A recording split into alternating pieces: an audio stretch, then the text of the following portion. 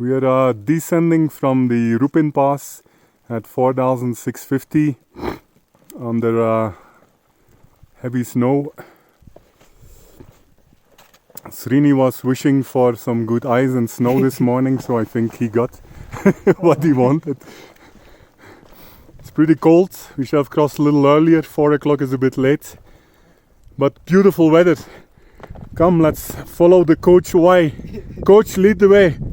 Video rolling. Go, go, go. Go, go, go.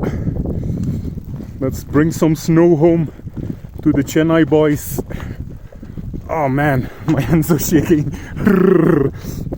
We should keep moving here before we freeze up. Yeah, straight Srini.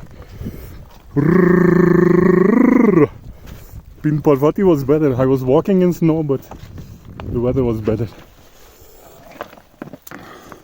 Coach Y is daringly climbing down the rocks, ladies and gentlemen. What a man. Do I see a small run coming up? Yeah. The coach is back. Unbelievable. What a spirit, ladies and gentlemen. Look at that.